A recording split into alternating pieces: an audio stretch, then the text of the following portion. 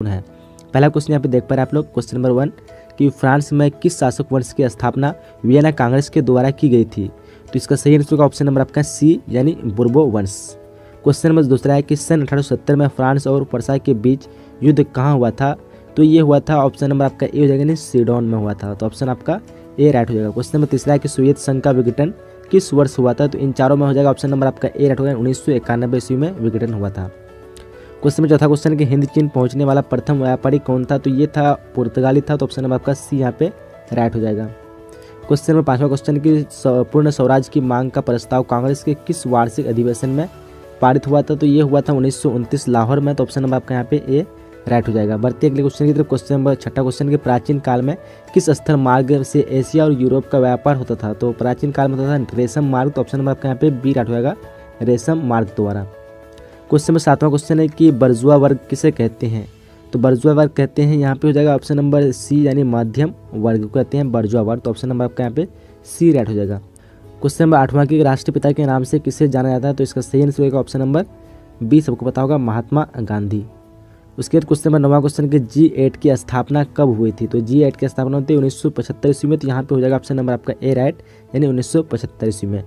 उसके बाद अगला क्वेश्चन नंबर 10वां देख पा आप लोग कि भारत में पहला छापाखाना किन लोगों ने लगाया था। तो इसका आंसर हो जाएगा ऑप्शन नंबर ए यानी पुर्तगालियों ने लगाया था पहला छापाखाना। उसके बाद क्वेश्चन नंबर 11वां क्वेश्चन है कि किस लोकसभा चुनाव के बाद महिलाओं की भागीदारी 10% से अधिक हो गई है। तो इसका सही आंसर क्या होगा, ऑप्शन नंबर आपका।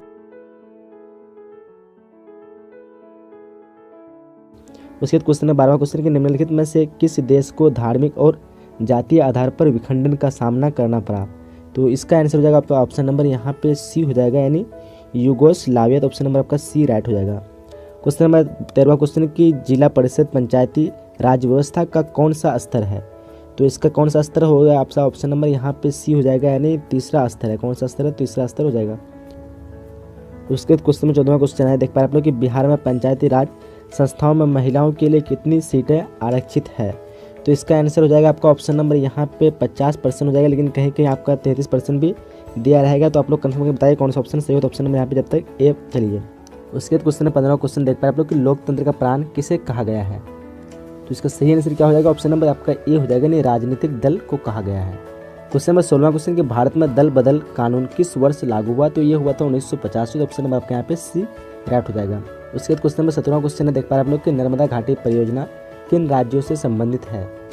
तो किन राज्यों से संबंधित, इसका आंसर हो जाएगा ऑप्शन नंबर यहाँ पे डी हो जाएगा, गुजरात, महाराष्ट्र और Madhya Pradesh. Question number 18वां question है कि लोकतंत्र के बारे में कौन सा कथन सत्य है। इन चारों कथन में कौन सा सत्य है लोकतंत्र के बारे में। तो इसका आंसर हो जाएगा ऑप्शन नंबर आपका यहाँ पे सी हो जाएगा, निर्णय में देरी परंतु सर्वोत्तम फैसले।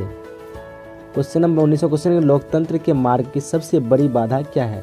तो इसकी सबसे बड़ी बाधा की बात करें तो हो जाएगा आपका ऑप्शन नंबर यहाँ पे बी यानी अशिक्षा जो है सबसे बड़ी बाधा है।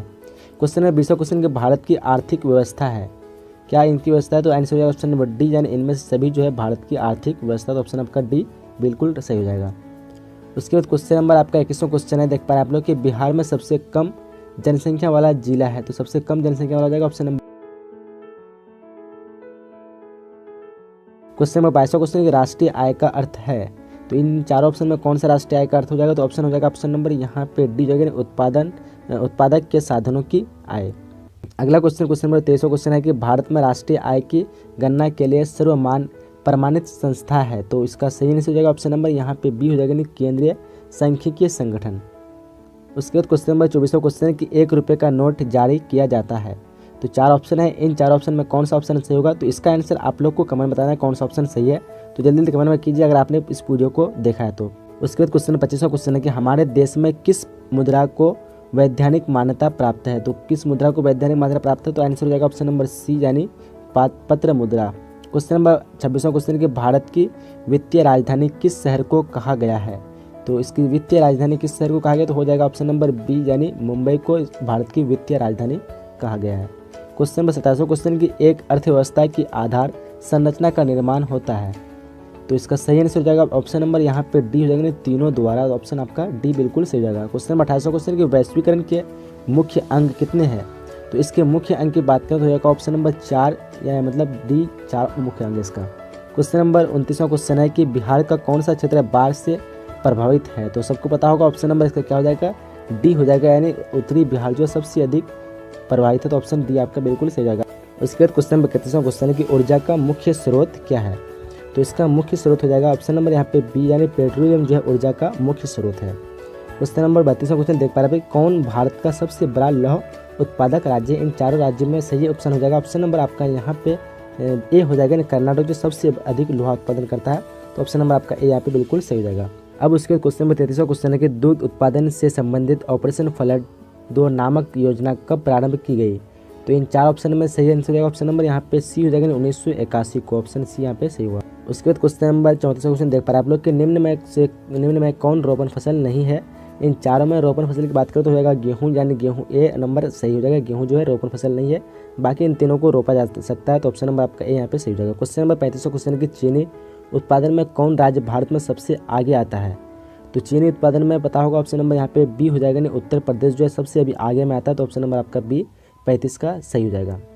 लेकिन पहले जो था महाराष्ट्र था, अब जो है उत्तर प्रदेश हो गया। तो ऑप्शन नंबर आपका बी राइट हो जाएगा।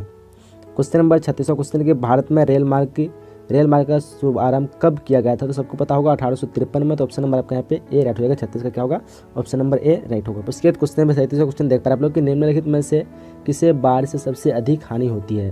तो हानि तो लगभग सबको होती है, लेकिन सबसे अधिक पूछा तो हो जाएगा ऑप्शन नंबर ए, यानी फसलों को सबसे अधिक हानि होती है। बाकी पशु भवन ये सबको तो बचा सकते हैं, लेकिन फसल को नहीं। तो ऑप्शन नंबर आपका ए राइट हो जाएगा। उसके बाद क्वेश्चन नंबर 38वां क्वेश्चन देख पा रहे हैं आप लोग कि संजय गांधी जैविक उद्यान किस नगर में स्थित है। तो इसका सही आंसर होगा ऑप्शन नंबर डी, यानी पटना। अब उसके बाद क्वेश्चन नंबर 39वां क्वेश्चन कि बिहार की पहली रेलवे लाइन कौन थी। तो इसका सही आंसर होगा ऑप्शन नंबर बी, यानी ईस्ट इंडिया रेल मार्ग जो थी बिहार की सबसे पहली रेल लाइन थी। उसके बाद क्वेश्चन नंबर 40वां क्वेश्चन देख पा रहे हैं आप लोग कि मानव शरीर के आग से जलने की स्थिति में जले हुए स्थान पर क्या करना चाहिए। तो वो क्या करना चाहिए, ठंडा पानी डालना चाहिए। तो ऑप्शन नंबर आपने यहाँ पे ए बिल्कुल सही हो जाएगा। तो यही तक सब्जेक्टिव क्वेश्चन जो कि सोशल साइंस क्लास 10वीं के लिए है। काफ़ी लोग कमेंट कर रहे थे सब्जेक्टिव क्वेश्चन के बारे में, जिसके कारण मैं ये वीडियो आपको बना रहा हूँ जो कि आपके लिए काफ़ी महत्वपूर्ण होगा। और इसमें बता दूँ कोई इसमें समय कम होने के कारण मैं इसका आंसर आपको नहीं दे पा रहा हूँ। तो इसका आंसर आप लोग को खुद अपने से ढूंढ लेना है, क्योंकि समय कम है। तो इसलिए मैं इसको सबका आपको क्वेश्चन बता देता हूँ कौन कौन से क्वेश्चन जो कि इंपॉर्टेंट क्वेश्चन है। और इसमें जितने भी क्वेश्चन मैं कवर किया हूँ ये काफ़ी वीवीआई क्वेश्चन है जो आपके एग्जाम में टच हो सकते हैं। तो आप लोग पूरी तरह ध्यान से इस क्वेश्चन को देखिए और इसका आंसर आप लोग खुद अपने से बनाइए। तो सबसे पहले हम आपको एक चीज़ बताते हैं, हिस्ट्री में जो टोटल जो है 5 2 मार्क्स के क्वेश्चन पूछाएंगे, जिसमें से आपको 3 का जवाब ही देना है, 2 को नहीं देना है, जो भी अच्छा आपको लगता है। तो चलिए हम शुरू करते हैं। पहला क्वेश्चन आपको है, आपके पास देख पा रहे हैं कि यूरोप में राष्ट्रवाद को फैलाने में नेपोलियन बोनापार्ट किस तरह सहायक हुआ, इसके बारे में आपको लिखना है। उसके बाद क्वेश्चन नंबर दूसरा है कि समाजवाद तथा साम्यवाद से आप क्या समझते हैं। इन दोनों में आपको अंतर बताना थोड़ा सा, कि समाजवाद किसको कहेंगे और साम्यवाद किसको कहेंगे। क्वेश्चन नंबर तीसरा है कि ही ची मिन्ह मार्ग क्या है।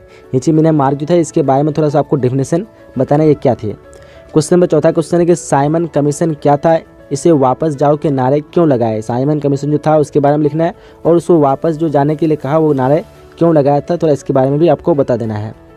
उसके बाद क्वेश्चन नंबर 5वां क्वेश्चन है कि कुटीर उद्योग का महत्व क्या है, संक्षेप में लिखना है। तो ये टोटल 5 क्वेश्चन थे जो कि आपके लिए काफ़ी इंपॉर्टेंट है, और इसमें से आपको 3 ही का आंसर देना था। अब उसके बाद आप लोग लॉन्ग क्वेश्चन देखिए जो कि आपका 4 मार्क्स का पूछा जाएगा, जिसमें से आपको 2 क्वेश्चन दिया जाएगा और इसका एक आंसर आपको एक ही का आंसर देना है 4 मार्क्स का। तो पहला आपका यहाँ पे क्वेश्चन देख पा रहे हैं कि शहरी जीवन में किस प्रकार के सामाजिक बदलाव आए।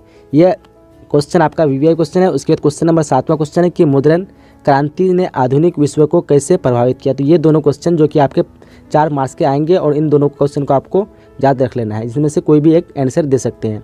अब बढ़ते हैं हम लोग राजनीतिक विज्ञान में। राजनीतिक विज्ञान में क्या पूछाएंगे, तो राजनीतिक विज्ञान में जो रहेगा आपका यहाँ पे 3 क्वेश्चन रहेगा। इन तीनों में से आपको 2 का आंसर देना है, जो कि क्वेश्चन यहाँ पे देख पा रहे हैं आप लोग कि सामाजिक भेदभाव एवं विविधता की उत्पत्ति कैसे उत्पन्न होती है, इसके बारे में आपको लिखना है। क्वेश्चन नंबर 9वां है कि सूचना के अधिकार आंदोलन के मुख्य उद्देश्य क्या थे, इसको भी आपको याद रख लेना है।